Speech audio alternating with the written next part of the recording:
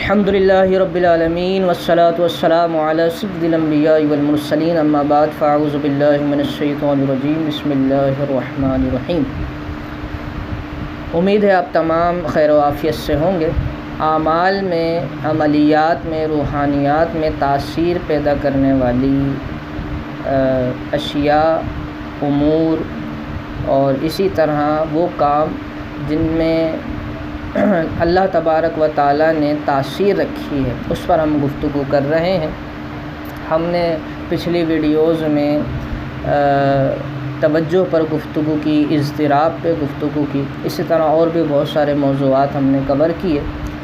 آج جو ہے ہم جس موضوع پر گفتگو کریں گے جو روحانیات میں انتہائی تاثیر پیدا کرتی ہے، آپ کے عمل میں تاثیر پیدا کر کے اسے اور زبردست کر دیتی ہے اور آپ کی روحانیات میں بے انتہا اضافہ کرے گی، وہ ہے استقامت، تسلسل اور ہار نہ ماننا۔ یہ انتہائی اہم اور ایسے امور ہیں کہ جو اگر آپ میں موجود نہیں ہے تو آپ اس فیلڈ میں بالکل بھی کامیاب نہیں ہوں گے۔ استقامت سے مراد کیا ہے یا تسلسل سے کیا مراد ہے؟ آپ ایک عمل کرتے ہیں جو 11 دنوں کا ہے، آپ کو جس کسی نے بھی بتایا، اس نے کہا کہ جی جس شخص نے بھی یہ عمل کیا 11 دنوں میں اللہ تبارک و تعالیٰ نے اسے کامیاب کر دیا۔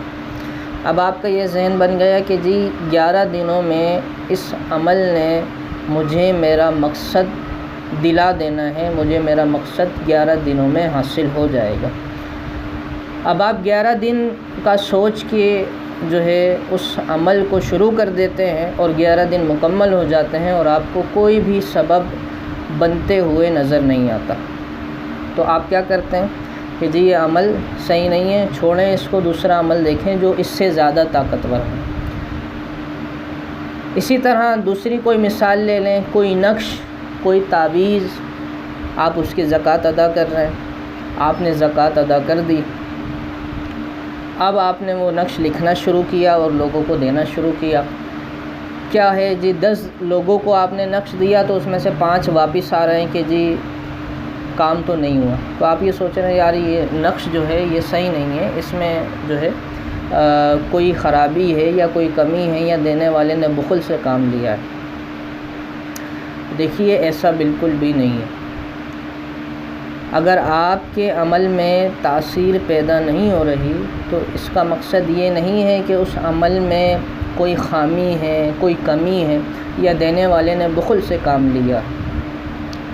دراصل مسئلہ یہ ہے کہ جو ہم نے پچھلی ویڈیوز میں مثال آپ کو دی ہے کہ سب یہ جانتے ہیں کہ زمین میں پانی ہے، لیکن کوئی یہ نہیں جانتا کہ کتنی گہرائی میں ہے۔ دراصل روحانیات آپ کے باطن میں موجود ہے، وہ تاثیر پیدا کرنے والی قوتیں آپ کے باطن میں موجود ہیں، جن پر کئی لاکھوں کروڑوں پردے پڑے ہوئے ہیں۔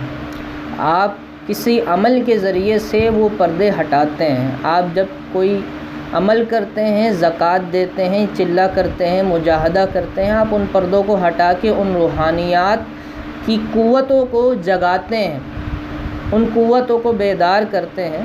تو بس معاملہ یہی ہے کہ آپ اپنی جد و جہد سے جس قدر اپنے باطن کے پردے اٹھا کر اپنی روحانیات کو جگانے میں کامیاب ہوئے، آپ کے عمل میں اتنی ہی تاثیر پیدا ہو گئی۔